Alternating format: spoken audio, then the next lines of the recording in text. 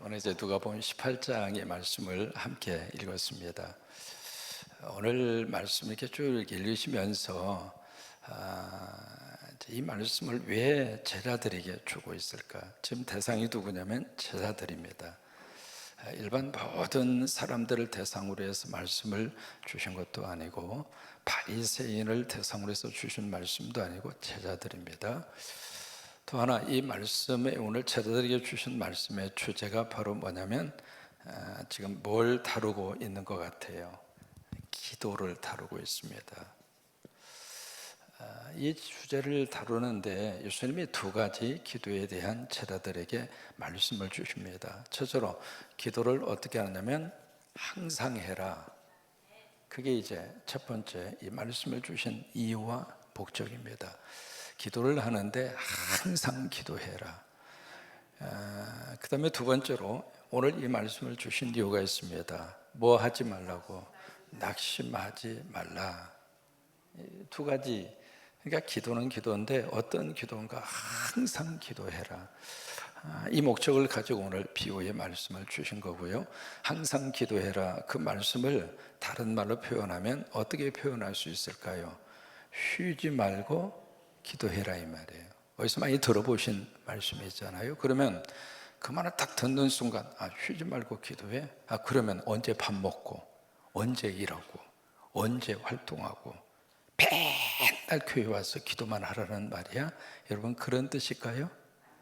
그럼 무슨 의미를 가지고 있을까요? 삶 자체를 기도로 삼아라 그 말이죠. 밥을 먹으면서도 하나님 생각하고 밥 먹으면 그게 기도하는 거고, 운전을 하면서도 하나님을 생각하고 운전하면 그게 기도이고, 일상적인 모든 삶 가운데에서 하나님을 의식하고 사는 삶이 항상 기도하는 삶이라 그 말이에요. 예배당에 와서 기도하더라도 하나님 의식하지 않고 기도하면 그 기도가 아니라 그 말이에요. 그러니까 항상 기도해라. 누구에게? 제자들한테. 제자들의 삶은 그런 삶이어야 한다 그 말이에요. 그게 제자라 그 말이에요. 그 다음에 두 번째로 기도를 하긴 하는데 어떻게 하지 말아라. 낙심하지 말라. 이 낙심하지 말라 그 말은 not give up, 포기하지 말라 그 말입니다. 포기하지 말라. 기도하다가 보면 포기하는 일이 있을까요? 없을까요? 있어요. 누구든지 기도 제목을 딱 놓고 기도를 했는데 그 기도 제목대로 빨리 응답되면 심판은 나잖아요. 그래서 이렇게 기도하니까 하나님 복도 주시고 문제도 해결하시고 자녀들도 잘 되고, 그러니까 기도할 맛이 나고 기도할 재미도 있고 기도할 그런 그 상태도 유지가 되는데, 이게 원하던 대로 기도가 응답이 안 된단 말이죠. 원하는 대로 기도에 대한 방향이 내 속에서 이루어지지 않으면 그때 우리 속에 포기할 가능성이 많아요? 아니면 끝까지 지속할 수 있겠어요? 포기할 게 많아요. 제자라 할지라도. 그래서 이 두 가지 내용을 쭉 이렇게 말씀하시면서 낙심하지 마, 절대로 포기하지 마, 그 이야기예요. 그래서 왜 낙심하지 말고 포기하지 말라고 말씀을 하시는가? 결국 누가 응답하실 거니까, 하나님께서 응답해 주실 거니까. 그래서 이 내용이 마지막 절에 보시면은 인자가 오실 때 뭘 보겠느냐, 믿음을 보겠느냐, 이 문제로 이어집니다. 그리고 오늘 이 비유의 말씀은 인자가 오실 때에, 다시 말해서 예수 그리스도의 재림과 연결이 됩니다. 그러니까 비유의 말씀을 쭉 한번 이렇게 읽으시면 몇 가지 오해를 합니다. 오늘 이 말씀을 읽으시면서 무슨 오해를 하냐면 그렇구나, 그냥 끈질기게 하나님 앞에 매달리고 막 매달리면 하나님이 주시는구나. 여러분 그렇게 생각을 딱 하면 어떻게 오해를 하시는 거냐면, 여기에 나오는 잘못된 재판관, 불의한 재판관, 그렇게 표현하잖아요. 그 재판관이 꼭 하나님하고 같이 돼버린 거예요. 그럼 우리가 믿는 하나님은 막 달라고 그래도 안 주고, 아까워서 안 주고, 마치 자식이 달라고 그러는데 줄까 말까 줄까 말까 줄까 말까 줄까 말까, 그런 못된 아버지처럼 못된 하나님으로 우리 하나님을 오해한다 이 말이에요. 우리가 믿는 하나님이 그런 분일까요? 주기 싫어서 막 안 주려고 그러고 이쪽에서는 때를 써서 어떻게 쓰는지 받아내려고 하고 그런 하나님과 우리와의 관계일까? 그건 아니죠. 인정하십니까? 두 번째, 오늘 말씀을 읽으시면서 무슨 오해를 하는가? 아, 그렇구나. 지성이면 감천이구나. 그게 우리 속에 참 머릿속에 많이 들어와져 있는 그런 무속 종교의 영향입니다. 아, 지성이면 감천이구나. 이 정도로 했으면 돌부처도 돌아두었겠다. 그런 심정으로 그렇게 하나님 앞에 막 지성을 쌓으면 지성을 쌓는 것만큼 감동을 받아서 내 소원을 들어주시는구나. 맞아요? 그 오해가 오늘 성경 읽으면서 많은 분들이 가지는 오해 중에 하나입니다. 지성면 감천이다. 그 내용 중에서 막 이렇게 정성을 쌓아서 지성을 쌓아서 옛날 우리 할머니들이요, 그 지성은 말로 다 할 수 없습니다.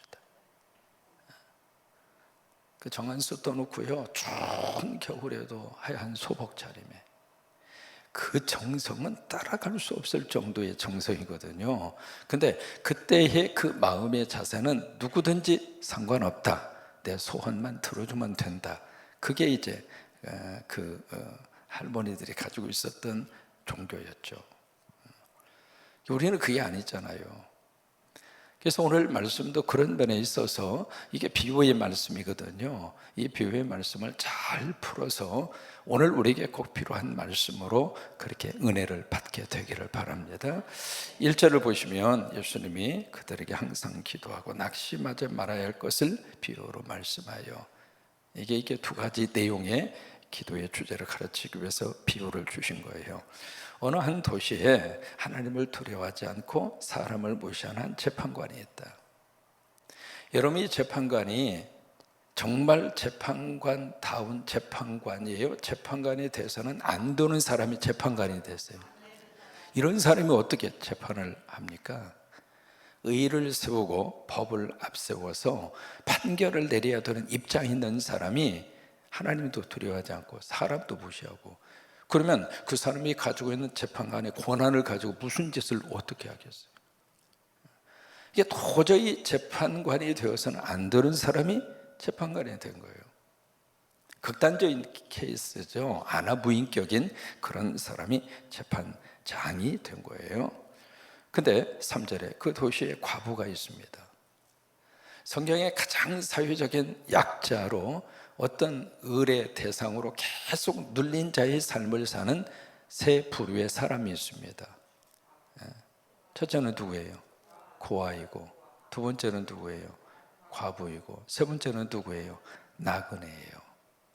이 세 부류의 사람들이 사회적인 약자입니다. 어떤 보호를 못 받아요. 그래서 철저하게 이렇게 소외된 삶을 살고 사회적으로 눌린 자의 삶을 살고 을의 입장에서 당하면서 살아야 하고, 이제 그 중에 한 사람이 과부란 말이죠. 근데 이 과부가 자주 그에게 가서 내 원수에 대한 나의 원한을 풀어주소서. 원한이라고 하는 말이 4번 나옵니다. 그래서 이 원한 문제가 계속 이어지는데, 이 원한이 지금 누구에게 있는가? 과부에게 있어요. 원한 과부에게만 있는 것이 아니라 그 다음에 이 원한이 누구에게 있는가? 택한 자에게 있더라 이 말이에요. 택한 자에게.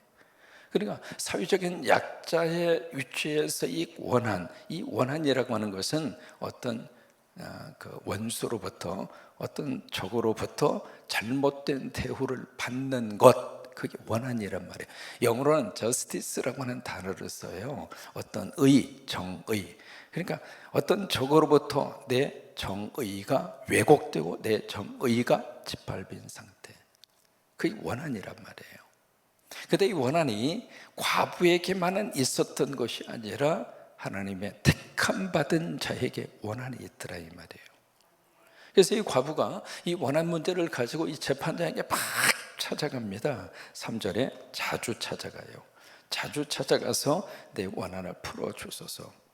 4절 얼마 동안 들은 척도 안 합니다. 근데 이 재판장이 속으로 생각합니다. 내가 하나님도 사람도 두려워하지 않고 무시하는데, 본인이 본인을 알아요. 어떻게 지금 살고 있는가를. 그런데 5절 중요한 단어가 여기서 나옵니다. 이 과부가 나를 어떻게 해요? 번거롭게 한다. 번거롭게 한다. 이 단어예요. 번거롭게 한다. 이 번거롭게 한다는 말이요, 귀찮게 한다, 그렇게 이해하는 것으로 우리가 이해를 할 수도 있지만은, 이 번거롭게 한다는 이야기는 원래 무슨 뜻이냐면 눈 밑을 펀치를 계속 가한다, 그 뜻이에요. 여러분, 누군가가 이 눈 밑을 계속 이렇게 주먹질을 하면 눈이 어떻게 될까요? 눈탱이가 밤탱이 되겠지. 시퍼렇게 변한단 말이에요. 그러면 눈이 시퍼렇게 변하면 사람들이 그 사람을 딱 봤을 때 어떻게 해요? 저 사람 보고 문제가 있어서 얻어 터졌구만, 그 생각이 든단 말이에요. 창피하기도 하고 부끄럽기도 하고. 여러분 안 그래요? 부부지간에 이렇게 싸웠는데 어떻게 하다가 어퍼커트를 탁 쳤는데 눈이 맞았어. 그래야 눈 주위가 파라면 계란 굴리고 다녀야 되잖아요. 그 창피하잖아요. 수치스럽고요. 마치 이 재판장이 과부가 자기를 막 힘들게 하는 것이 그렇게 느껴졌단 말이에요. 여러분, 그럼 왜 그럴까? 여기 번거롭게 하니 라고 하는 말을 하면서 스스로가 그렇게 5절에서 재판장 스스로가 결정을 합니다. 내가 그 원한을 풀어주리라. 그렇지 않으면 늘 와서 나를 괴롭게 하리라 하였느니라. 원한 풀어주지 않으면 날 더 이렇게 괴롭게 하겠구나. 내 눈을 계속 펀치를 가해서 눈이 시퍼렇게 만들어서 부끄럽고 수치스럽게 만들겠구나, 그 이야기를 하는 거예요. 그러면 이 재판장이 과부가 번거롭게 하는 이것을 통해서 내가 이제 과부의 원한을 풀어주리라, 재판장이 그렇게 말을 하는데, 질문 한번 해보겠습니다. 저처럼 이 재판장은 과부가 끈질기게 와서 해달라고 그러니까 어쩔 수 없이 들어주었다. 두 번째, 이 과부가 자기 원한을 가지고 그 내용을 가지고 와서 풀어달라고 그러는데, 풀어달라고 하는 그 원한의 내용이 안 들어주면 안 될 정도의 정당한 원한을 풀어달라고 하는 내용이었다. 자, 보세요. 1번이니까 2번이니까. 다시 말해, 이 과부가 끈질기게 와서 풀어달라고 하니까 어쩔 수 없이 풀어줬을까? 아니면 풀어줄 수밖에 없는 내용, 그 정당성을 가지고 와서 그렇게 풀어달라고 하니까 풀어주었을까? 1번이니까 2번이니까 2번입니다. 여러분, 오늘 비유를 1번으로 생각합니다. 그래서 그렇구나, 기도는 하나님 앞에 끈질기게 매달려서 해야 되겠구나, 그것도 필요해요. 또 하나 중요한 것은 내가 지금 뭘 위해서 기도하느냐, 이 말이에요. 기도 내용입니다. 예를 들면 제가 한국에 대통령 되게 해달라고 막 하나님 앞에 때를 써요. 차상영 목사가 시도 때도 없이, 하나님 날 좀 이 나라 대통령 시켜주면 내가 제대로 할 터인데 하나님 나 대통령 시켜주세요. 끈질기게 기도하면 막 귀찮게 하고 밤이고 낮이고 금식하고 철야하고 그러면서 때를 쓰고 번거롭게 하면 하나님이 그 기도를 딱 들으시면서 알았어 내가 들어줄게, 너 다음에 대통령 해라, 그렇게 하실까요? 아니면 뭐라고 그러실 것 같아요? 끈질김이 아닙니다. 내용입니다. 그 과부의 원한 맺힌 내용의 정당성이에요. 우리가 기도하면서 기도에 대한 내용을 한번 깊이 한 번 정도는 생각하셔야 돼요. 내 이 기도 제목이 하나님의 뜻에 맞는가? 내가 지금 끈질게 기도하는 이 기도 제목이 하나님께서 원하시는 기도 제목인가? 만약에 아이가 이제 초등학교 나가는 아이가 막 부엌에 가서 엄마의 치맛자락을 붙잡고 오마니 주시옵소서 잠도 안 자고 밥도 안 먹고 계속 달라고 그럽니다. 근데 뭘 달라고 그러냐면 칼을 달라고 그래요. 그러면 끈질긴 그 아이의 끈질김 앞에 어머니는 굴복하고, 알았다, 내가 너를 사랑하기에 내가 이 칼을 너에게 주노라. 맞아요? 오늘 본문을 그렇게 읽으시면 안 됩니다. 끈질김 이전의 기도의 정당성입니다. 그러면서 여기에 6절입니다. 주께서 또 이르시되 불의한 재판장이 말한 것을 들으라. 그러고 나서 그 다음에 7절의 말씀을 하고 싶어서 이 비유의 말씀을 주신 거예요. 7절 함께 있습니다. 하물며 하나님께서 그 밤낮 부르짖는 택하신 자들의 원한을 풀어주지 아니하시겠느냐, 그들에게 오래 참으시겠느냐. 여기에 하물며 하나님이 나옵니다. 그러니까 앞에 불의의 재판장이 곧 하나님이다, 그 뜻이 아닙니다. 이꼬리 시키면 안 돼요. 우리 하나님은 좋은 것을 주시는 분이 우리 하나님이세요. 아니, 더 주고 싶어 하시는 분이세요. 이 새벽에 여러분들의 기도의 제목 하나님이 아시잖아요. 그러면 그 기도 제목 그 이상으로 하나님이 더 부어주고 싶은 것이 우리 아버지세요. 여러분 그렇게 믿고 기도하십시다. 그렇게 믿고 하나님 앞에 간구하십시다. 막 주기 싫어서 아까워해서 막 그런 하나님으로 오해하지 마시고, 여기 이제 하물며라고 하는 이 단어를 통해서 앞에 등장하고 있는 불의한 재판관도 그런 모습을 보이는데, 세상에 불의 중에 최고로 불의한 재판관, 아나무인격인 이 재판관도 그 과부의 그 원한 맺힌 문제의 정당성 때문에 계속 와서 하니까 그 스스로가 꺾여서 안 들어주면 안 되겠구나.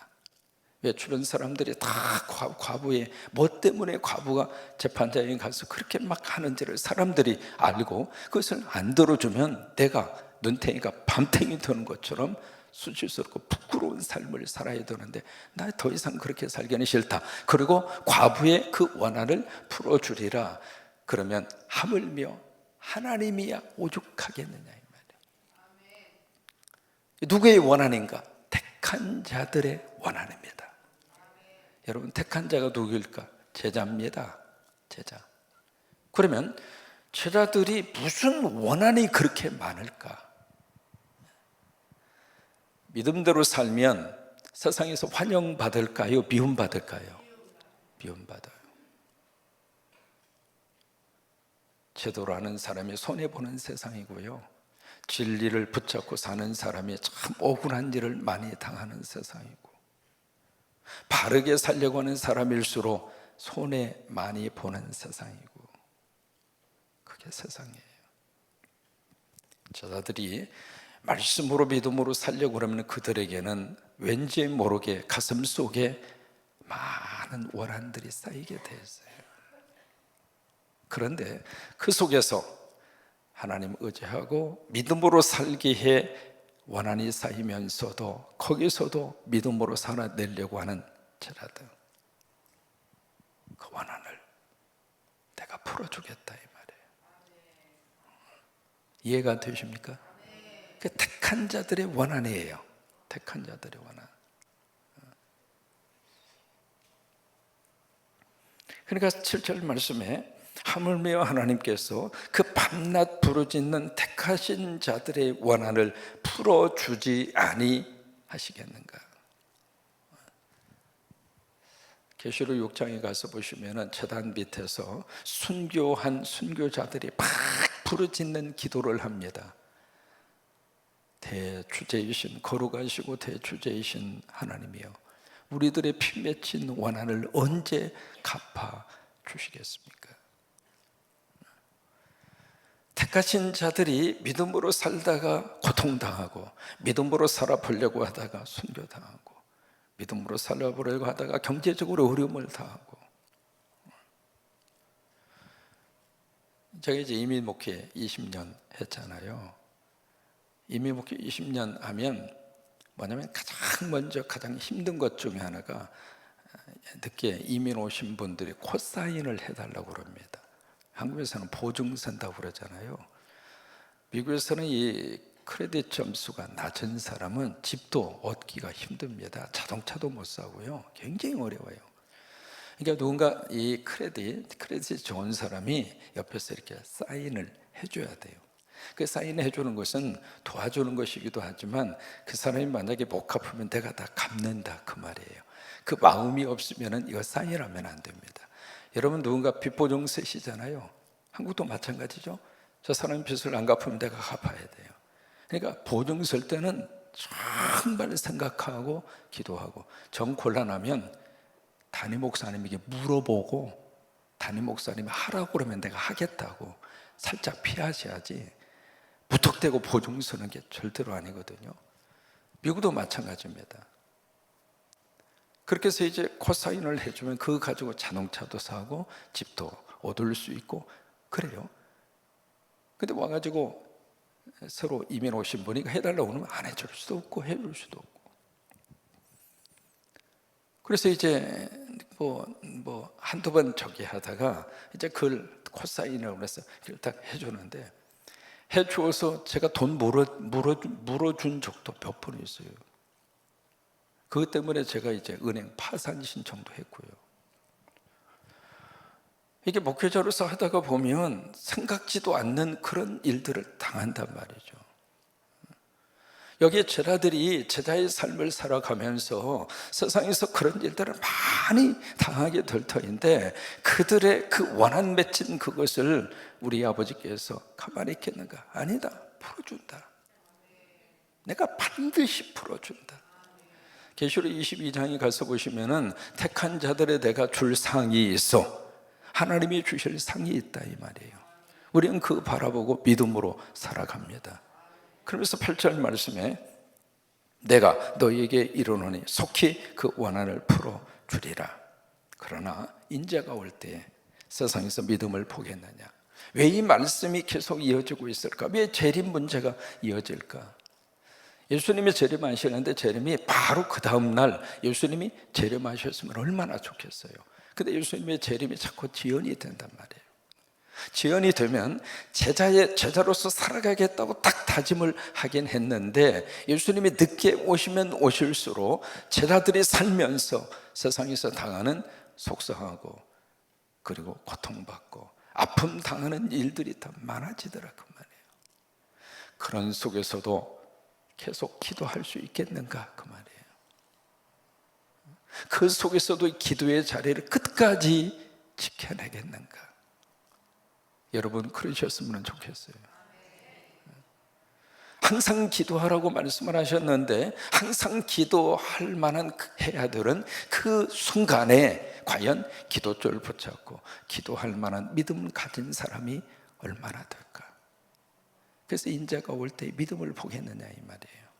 또 하나 그 기도 가운데 여기 두 번째 부분 낙심하고 포기하지 않고 끝까지 그 기도의 제목을 붙잡고 기도하고 그 믿음을 가지고 있는 사람이 얼마나 되겠느냐.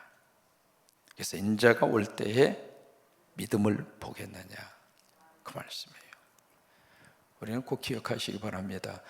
기도하면 하나님이 들으십니다. 또 하나 기도하면 하나님이 응답하십니다. 다만 그 기도 응답이 내가 원하는 대로 되느냐 안 되느냐 그건 하나님의 몫입니다. 여러분 그렇잖아요. 하나님의 몫이에요. 다만 내 삶 속에서 하나님이 주시는 그 응답이 내 인생에 가장 좋은 것을 하나님이 주셨다. 그렇게 믿고 살면 행복한 겁니다. 그게 행복이에요. 아브라함이 자식을 달라고 막 기도했잖아요. 그 기도 언제 응답이 됐는가? 25년 후에 응답됐어요. 25년 동안 아브라함은 낙심하지 않고 포기하지 않고 하나님의 응답을 의지하고 믿고 믿음으로 살아낸 거예요. 한나가 옆에 있는 분인나라고 하는 두 번째 들어온 이 부인 때문에 너무너무 고통을 당합니다. 한나의 마음속에 한이 쌓여지죠. 그 한을 가지고 하나님 앞에 와서 막 부르짖고 눈물로 하나님 앞에 통곡하고 기도했어요. 결국 하나님이 한나의 기도를 원한을 풀어주셔서 사무엘이라고 하는 놀라운 축복을 한나의 품에 안겨줍니다. 예레미야 33장 3절, 너는 내게 부르짖어라. 내가 내게 응답하겠고 네가 알지 못하는 크고 비밀한 일을 내가 너에게 보이리라. 그 부르짖으라고 하는 말이 원한 맺힌 기도예요. 소리를 내라 그 의미이기도 하지만은 부르짖으라 그 말은 가슴 속에 막 믿음으로 살면서 속상했던 거, 믿음으로 살면서 막 억울한 말 들었던 거, 내가 교회에 봉사하지 않았으면 듣지 않아도 되는 말인데, 내가 사역하지 않았으면 누가 뭐라고 그래요. 근데 주님 사랑하고 교회를 사랑해서 내가 막 헌신하고 일하다가 이런 말 저런 말 들을 수도 있잖아요. 그래 안 그래요? 그게 내 속에 쌓이고 쌓이고 쌓이면서 그것을 가지고 하나님 앞에 부르짖을 때 하나님은 여러분들이 원한 맺힌 기도를 들으시고 풀어주시고, 누가 풀어주시는가? 하나님이 풀어주세요. 하나님이. 그래서 여러분 끝까지 두 가지 항상 기도하고 기도 가운데 포기하거나 낙심하지 말고, 왜? 하나님은 살아계셔서 지금도 역사하시고 지금도 응답하시고 지금도 여러분들의 기도를 들으시는 분에게 꼭 그 기도를 가지고 승리하는 여러분 되시기를 주의 이름으로 축원합니다.